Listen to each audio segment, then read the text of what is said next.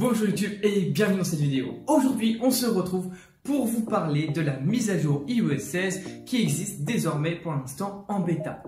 D'ailleurs pour les personnes qui voudront l'utiliser après cette vidéo, je vous mettrai le lien en description pour que vous puissiez le télécharger. Avant de commencer toute chose, je vais vous donner la liste des iPhones qui seront compatibles pour la mise à jour iOS 16 sur nos iPhones.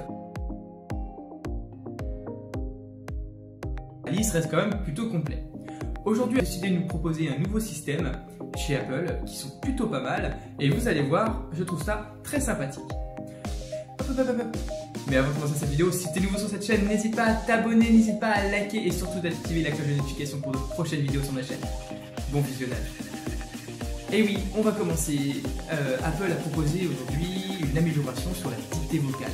Maintenant, vous pouvez désormais dicter votre téléphone et dans la dictée, il y aura automatiquement la ponctuation qui se fera. Apple a amélioré leur système de dictée vocale, c'est-à-dire que quand vous parlez à votre téléphone pour envoyer un texto, moi perso c'est ce que j'utilisais tout le temps, mais je ne mettais pas la ponctuation, la virgule, le point, j'étais pas du tout à ça. Moi j'envoyais le message au plus rapide et au plus simple. Maintenant avec Apple, vous pouvez le faire, vous parlez à votre téléphone, il suffit juste de poser une question et d'avoir une ponctuation assez prononcée. Je trouve ça original, d'ailleurs aucun des smartphones aujourd'hui propose la ponctuation sur nos smartphones, à part Apple maintenant avec la mise à jour iOS 16.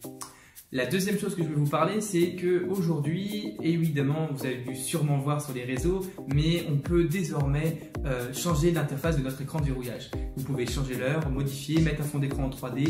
Aujourd'hui, rajouter des widgets, c'est possible sur l'écran de verrouillage, etc. Et maintenant, les notifications s'apparaîtra en bas et pas en haut sur l'écran. Voilà, donc on arrive sur un côté design très sympa et plutôt complet. C'est vrai qu'aujourd'hui, on connaît déjà ça, mais avec les Android, on peut changer leur écran, modifier l'écran de verrouillage, etc.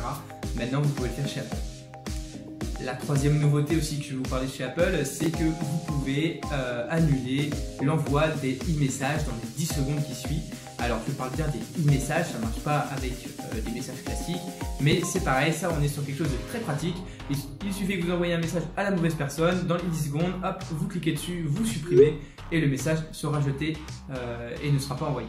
Dernière nouveauté qui est chez Apple, c'est que dans l'application iCloud, dans l'application Mail, vous pouvez désormais programmer l'envoi de vos mails. Alors ça, c'est pas une nouveauté, ça existe, mais chez Apple, ça n'existait pas et Apple a modifié ça pour que ce soit possible là-dessus. Là, je vous ai parlé des nouveautés qui, moi, perso, m'intéressent beaucoup et que je vais utiliser vraiment. Il y en a plusieurs, je vais vous laisser le choix de découvrir. Avant toute chose, quand vous téléchargez la version bêta, sachez que la version bêta, ça veut dire une version test. C'est une version par Apple qui est proposée pour tester justement et pour corriger les bugs avant la publication. Donc tous les gens qui sont impatients comme moi vont télécharger cette version, mais il peut avoir des bugs. Perso, je n'en ai pas eu. Mais si vous avez des bugs, sachez que vous pourrez tout simplement le désinstaller dans le profil de votre iPhone, désinstaller la mise à jour iOS 16, mettre à jour et vous retournerez en mise à jour 15,7 il me semble. Donc ça recorrigerait la chose, mais voilà, donc testez, je vous ai mis le lien en description. Ce que j'aurais aimé, moi perso par contre, avoir sur la mise à jour iOS 16 de l'iPhone, et donc j'espère que ça sortira dans la mise à jour 17, ce que j'aimerais bien, c'est qu'aujourd'hui, j'aimerais qu'on puisse programmer l'envoi, pas de nos mails, mais de nos SMS. Aujourd'hui, pardon.